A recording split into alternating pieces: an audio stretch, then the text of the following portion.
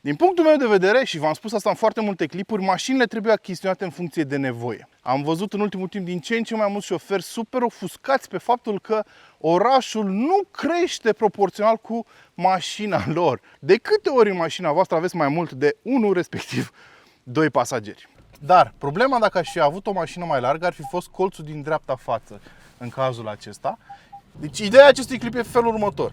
Luați-vă ce vă place, luați-vă ce vă permiteți, dar asumați-vă alegerea. Chiar acum parchează în fața mea un Jeep Grand Cherokee pe un loc ușor micuț. Sunt curios dacă o să încapă.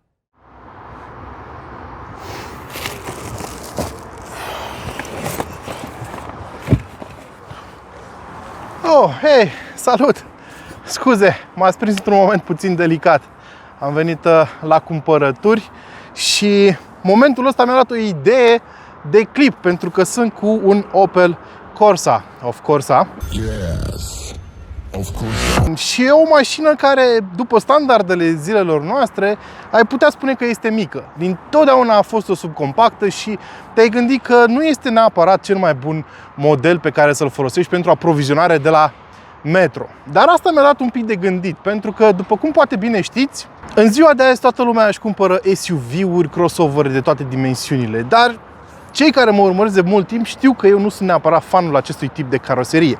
Mai mult prefer o astfel de mașină, mai ales în zonele aglomerate urbane. Așa că astăzi o să încercăm să calculăm exact de câtă mașină ai nevoie cu adevărat în viața ta, în rutina ta zilnică, și o să punem la un test extrem. O să supunem la un test extrem acest Opel Corsa, încercând să înghesuim toate aceste cumpărături în portbagajul și cred că și în habitaclul ei. De ce facem asta?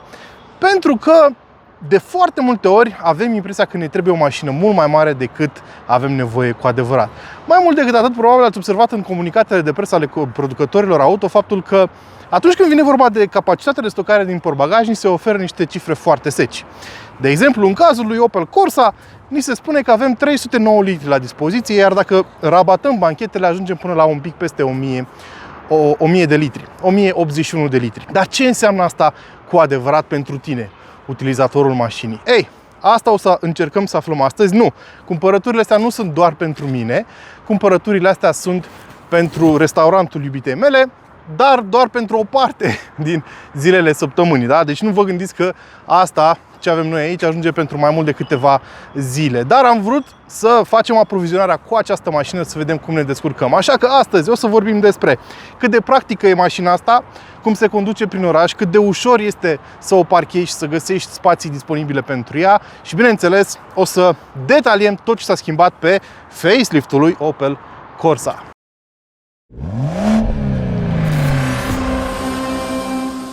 Așadar, experimentul nostru, vă spuneam, este unul dus un pic la extrem, pentru că pentru o persoană normală, să spunem, single sau cu un partener de viață sau cu o familie, cel mai probabil atâtea cumpărături nu or să fie necesare foarte des. Noi aici facem un pic de aprovizionare, deci am cumpărat un pic mai mult.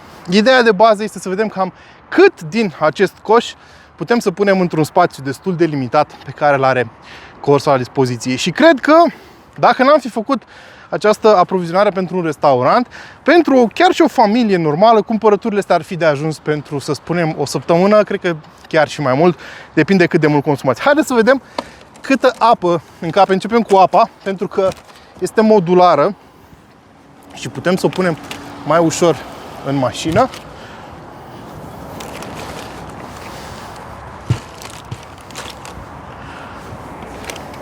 Și deja sunt optimist. Deci deja am pus 4 baxuri de apă și cred că a mai rămas destul de mult spațiu și pentru restul bagajelor. Dar hai să începem cu sacoșa cea mai grea. Punem aici. Îmi place foarte mult să fac chestia asta, că mă simt ca la Lego sau la Tetris. Pac, a doua sacoșă, fără probleme. Vine și a treia.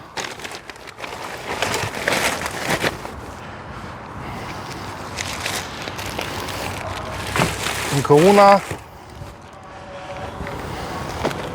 Ciuperci. Foarte bune pentru pinsa, recomand, apropo.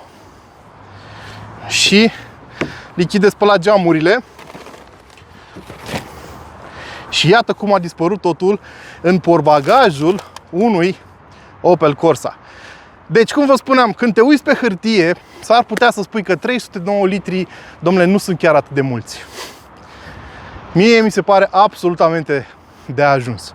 Iar cu asta declar încheiată prima parte a experimentului, care își dorea să afle cam cât poți să bagi în portbagajul unui Opel Corsa. Eu zic că destul, astfel încât pentru un om în rutina sa zilnică să nu fie nevoie de un SUV cum avem în spate, acolo un Range Rover foarte mare, avem Toyota Land Cruiser și așa mai departe. Nu ai nevoie de așa ceva, eu cred că îți ajunge un astfel de portbagaj. Bun, hai să mergem să trecem la partea următoare a experimentului. A few hours later. Iată că vremea este imprevizibilă și ne strică puțin planurile, dar nu e o problemă, suntem maestri noi aici în spațiul Carpato-Danubiano-Pontic ai improvizațiilor de toate felurile. Înainte să începem partea a doua a acestui experiment, am simțit nevoia să vă explic puțin de ce l-am făcut, care este ideea acestui clip și să vorbim, bineînțeles, despre designul exterior al noii Opel Corsa. Noua Opel Corsa vine cu linii care se încadrează, care aduc mașina în ceea ce denumește acum Opel noua linie de design, noua identitate de brand. Este ceea ce am văzut și pe alte mașini de la Moca. Cred că, dacă nu mă înșel, Moca a fost primul care a introdus acest nou design, până la Astra și așa mai departe. Am văzut și pe Grandland și pe Frontera destul de curând. Adică, zona frontală a mașinii a fost redesenată și simplificată. Acum include ceea ce Opel numește Opel Visor, adică această zonă cu o grilă restilizată și simplificată și cu aceste lumini de rulare pe timp de zi cu design specific. Comparativ cu vechiul Corsa, mi se pare că arată un pic mai bine. Arată, cum vă spuneam și la Moca, retro-modern. Adică îmbină elemente vechi. Atunci când au dezvoluit noul Opel Visor, cei de la Opel au spus că a fost inspirat de Opel Mantra. Acest design combină elemente de pe acea mașină cu minimalismul epocii în care trăim noi astăzi. În funcție de nivelul de echipare pe care o să-l alegi, o să observi câteva diferențe în partea din față. Corsa este disponibil doar în două niveluri de echipare, cel de bază și GS-ul pe care îl vedeți aici. Asta simplifică foarte mult lucrurile atunci când vine vorba de configurat un model pentru voi. Ei, și în funcție de cel pe care îl alegeți, o să aveți o siglă aici, neagră sau gri. Noi aici avem sigla neagră pentru că avem pachetul GS. În rest, designul este foarte, foarte similar pe cele două. Bineînțeles, în funcție de nivelul de echipare, veți avea mai mult sau mai puțin echipament inclus pe noul vostru Opel Corsa. Și noutatea absolută este aici, în zona farurilor, pentru că noul Corsa poate fi echipat cu faruri inteligente, adaptive, cu tehnologie LED. Și noi aici avem tehnologie LED, dar nu avem cele mai avansate faruri puse la dispoziția clienților. Important de menționat este faptul că eu nu aș cheltui în mod necesar banii pe cele mai avansate faruri dacă nu aș avea de făcut foarte multe drumuri în extern pe timp de noapte. Pentru că aici vorbim de o mașină de buget, o mașină de volum, o mașină mică, la care fiecare opțiune adăugată în plus poate duce prețul într-o zonă foarte, foarte ridicată, foarte mare. Poți să ajungi la peste 30.000 de euro dacă nu te stăpânești. De asta spun că e important să bifezi doar opțiunile de care ai cu adevărat nevoie. Și din punctul meu de vedere, vă spuneam, dacă nu faceți foarte multe drumuri pe timp de noapte în afara orașelor, nu cred că aș cheltui banii pe farurile adaptive LED, le-aș achiziționa pe acestea. Aici avem și proiectoare, la fel cu tehnologie LED de ceață, și avem culoarea nouă grafic grey, introdusă odată cu facelift-ul mașinii. Aici puteți observați că, fiind nivelul de echipare GS, avem acoperișul în negru și am observat aseară, într-o lumină mai puternică, faptul că acest negru este perlat, ceea ce e o notă foarte interesantă. Mașina vine în standard cu anvelope Michelin e-Primacy și aici avem jantele de 16, dar puteți să urcați și la 17 dacă doriți ceva mai mult. Și în spate avem o redesenare subtilă a designului, avem sigla Opel în negru, numele mașinii la fel scris cu negru și portbagajul de care v-am vorbit mai devreme, de un pic peste 300 de litri și, dacă pliezi scaunele spate, un pic peste 1000 de litri. Și ajungem la ideea acestui experiment. De ce am vrut să vă arăt Exact cât încape într-un Corsa. Pentru că știți foarte bine că eu nu sunt neapărat fanul acestei manii care a preluat controlul asupra industriei auto, respectiv achiziționarea de crossover și SUV-uri de toate dimensiunile, pentru că putem. Din punctul meu de vedere, și v-am spus asta în foarte multe clipuri, mașinile trebuie achiziționate în funcție de nevoie. Dacă tu ai nevoie de o mașină doar pentru a merge cu ea prin oraș zi de zi, chiar nu ar trebui să-ți cumperi un SUV. Lăsând la o parte faptul că o să ai costuri foarte mari, atât la achiziție vei plăti mai mult, cât și la întreținere, consum, anvelope, orice, până și spălătoria auto. Dacă mergeți la spălătorie o să observați că prețurile sunt diferite. Dacă speli un SUV sau dacă speli o mașină sedan sau hatch, cum este aceasta, trecând peste partea de costuri, veți avea și alte inconveniente. Probleme cu locurile de parcare, probleme cu spațiul pe străzile foarte înguste din București. Am văzut în ultimul timp din ce în ce mai mulți șoferi super ofuscați pe faptul că orașul nu crește proporțional cu mașina lor. Da? Își cumpără SUV-uri din ce în ce mai mari și sunt supărați atunci când nu găsesc spațiu să circule cu ele sau să le parcheze. Dacă, în schimb, faci călătorii foarte lungi, cu familia, tot timpul, da? Călătorești foarte mult, da, poți să-ți cumperi un SUV pentru că atunci problemele astea în mare parte vor dispărea.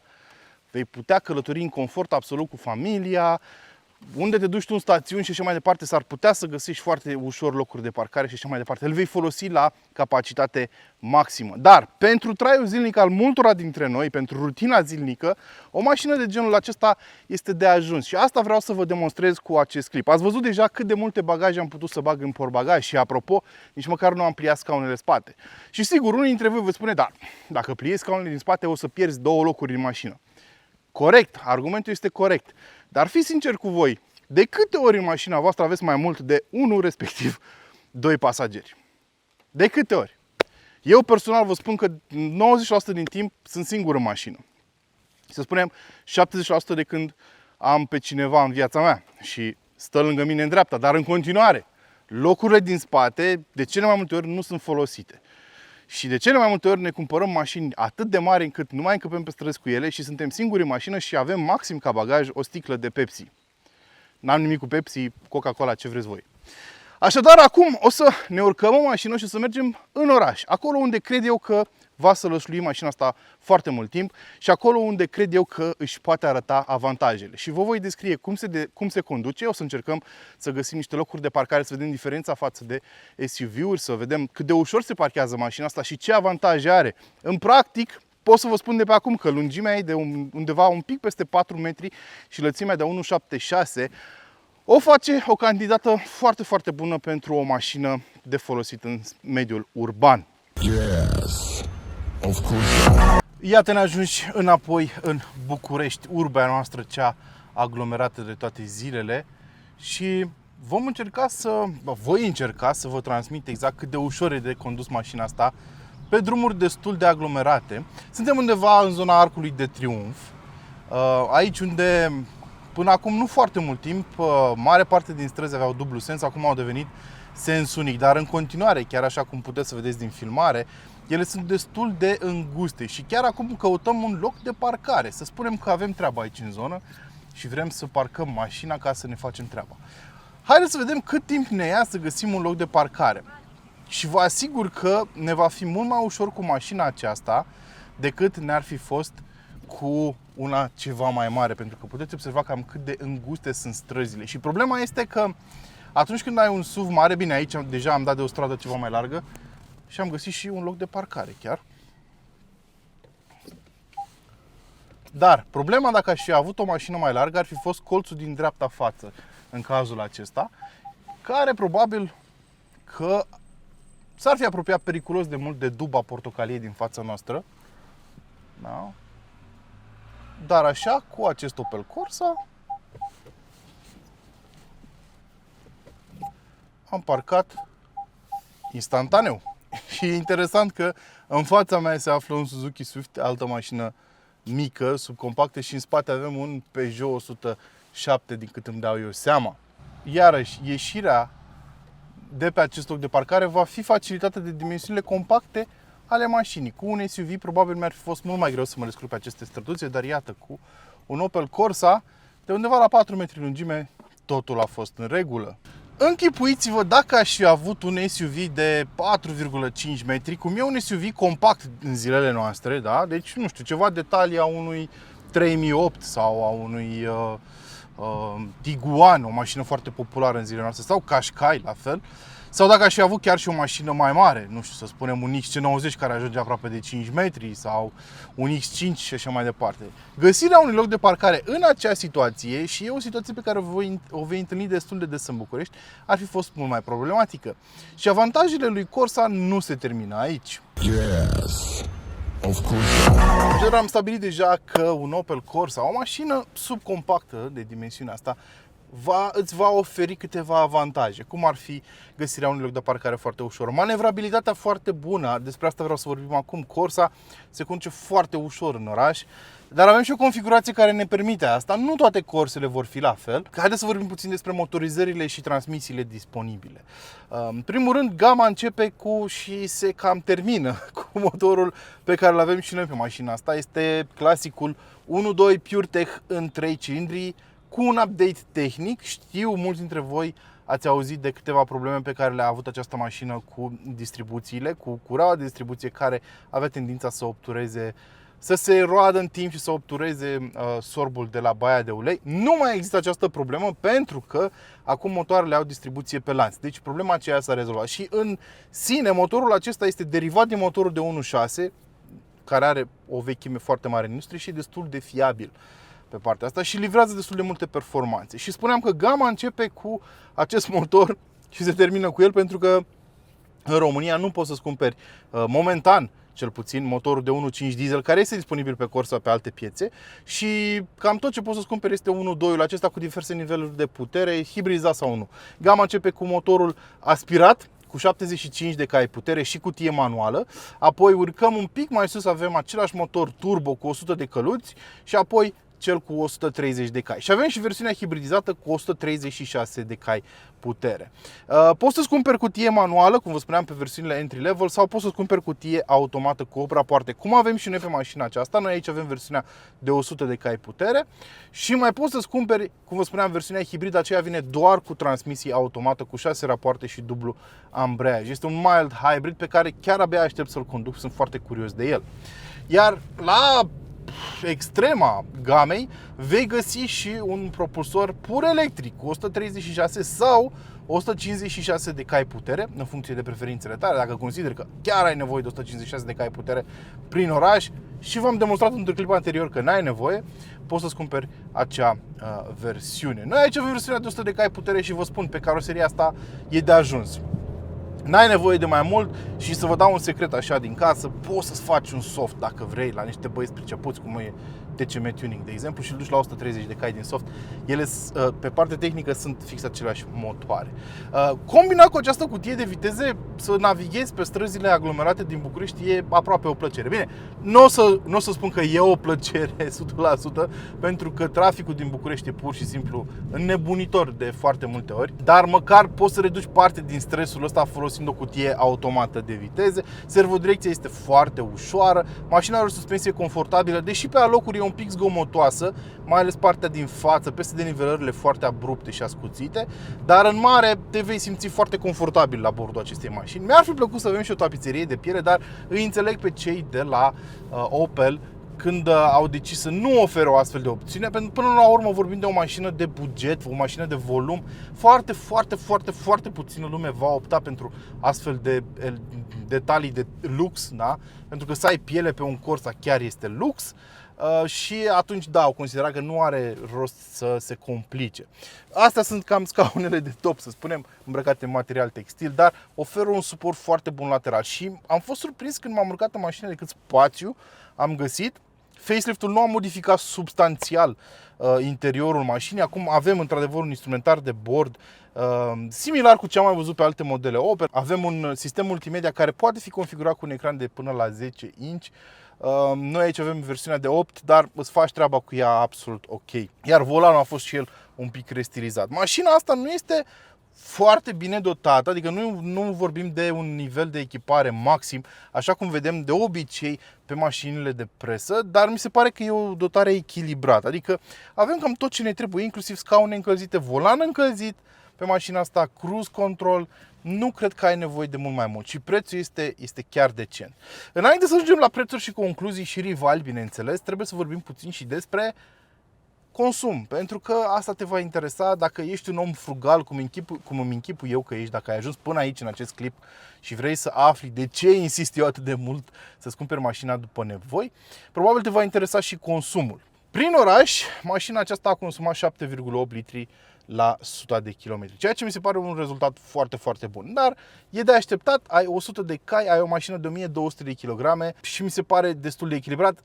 Trebuie menționat faptul că am obținut 7,8, dar în condiții de trafic destul de lejer, presupun că în trafic foarte greu, cum avem astăzi, consumul va urca spre 9. Așa aș estima eu. Da, am ieșit cu ea și din oraș, deși clipul acesta este concentrat foarte mult pe experiența din interiorul orașului. Să știți că mașina asta poate fi folosită fără probleme și în afara orașului. O să poți ține pasul cu ritmul traficului fără niciun fel de problemă. Asta înseamnă să ai o mașină ușoară, chiar dacă n-ai foarte mulți cai putere. Și 100 ai atinsă undeva peste 10 secunde, dar oricum mașina se mișcă destul de vioi și dacă vrei mai mult, poți să ții versiunea de 130 de cai, dar pentru oraș asta de 100 de cai mi se pare alegerea cea mai echilibrată din punctul meu de vedere. Nu mi-aș lua-o pe cea cu 75 pentru că e disponibil doar cu cutie manuală și în oraș manuala, știm cu toții, e moartea pasiunii, chiar dacă eu personal am o manuală, dar eu merg foarte rar cu mașina personală în trafic aglomerat. Apoi, pe DN am avut consum de 4,4, iar pe autostradă acesta a urcat până la 6,2. Nu mi se pare mult, mi se pare absolutamente echilibrată mașina asta din foarte multe puncte de vedere și haideți să vorbim și despre prețuri aici la final. Prețurile pentru Corsa încep de la 17.000 de euro, dar bineînțeles pentru versiunea de bază de care v-am tot povestit până acum. Vă spuneam, aveți două niveluri de echipare, cel de bază și GS-ul. Noi avem aici versiunea GS cu automată, cu 100 de cai, deci nivelul de putere intermediar, cu opțiunile pe care vi le-am prezentat. În total, mașina asta costă undeva sub 23.000 de euro, ceea ce nu mi se pare mult. Dar în acest segment avem foarte mulți rivali, începând de la foarte popularul Dacia Sandero, care este tot o subcompactă hatch, care se vinde foarte bine nu numai în România, ci și în Europa, până la 208 fratele de platformă al acestei mașini, până la Seat Ibiza, Ford Fiesta, bine, Fiesta nu mai există, nu mai este în producție, Toyota Yaris, Mazda 2, sunt destul de multe opțiuni în acest segment. Din păcate, acest segment e pe moarte. Oamenii preferă crossover-urile de dimensiuni similare, chiar dacă, oamenii preferă crossover-urile subcompacte în fața mașinilor subcompacte, chiar dacă acelea sunt mai mari și vă spuneam toată discuția pe care am și tot monologul pe care l-am susținut mai devreme în acest sens. Din păcate, acest segment e pe moarte, vânzările au scăzut constant în ultimii ani, cu excepția unor modele. Dar, de exemplu, Ford Fiesta a fost scos total din producție pentru că, aparent, Ford a decis să investească resursele în Puma, care este fratele crossover al Fiestei, construit pe aceeași platformă și care este la mai mare căutare. Fiecare își alege ce îi convine, în funcție de bugetul pe care îl are, în funcție de nevoile pe care le are. Nu vreau să mă înțelegeți greșit. Nu sunt un taliban. Înțeleg dacă vrei să-ți cumperi un SUV. Este alegerea ta, dar ce aș vrea eu să văd de la oameni este asumare. N-aș mai vrea să văd oameni pe stradă conducând câte un Range Rover, ofuscați de faptul că nu găsesc loc de parcare sau că nu încap pe lângă alte SUV de aceeași talie pe niște străduțe foarte înghesuite din București, cum avem la tot pasul. Deci ideea acestui clip e felul următor.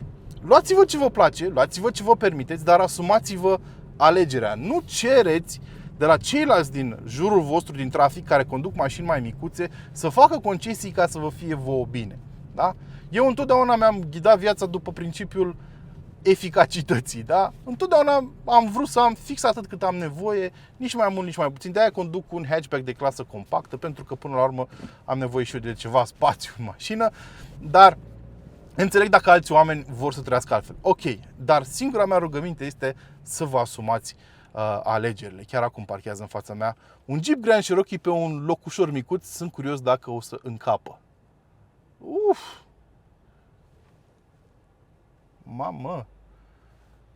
Era să lovească Kia din spate și nu prea încape. Ce să vezi? Surpriză, surpriză. Este jumătate de mașină în afara benzii. dar ne cumpărăm SUV-uri mari. Mă rog, sper să nu înceapă un adevărat jihad în comentarii și vreau să-mi spuneți părerea voastră, voi ce mașină aveți și ce mașină v-ați dori și cum vă pliați pe toate aceste limitări. Până data viitoare, nu uitați de like, share, subscribe și, bineînțeles, nu uitați să vă hrăniți pasiunile. Ciao! Și vine un mare, mare autobuz. Așa, dă-te mai în spate.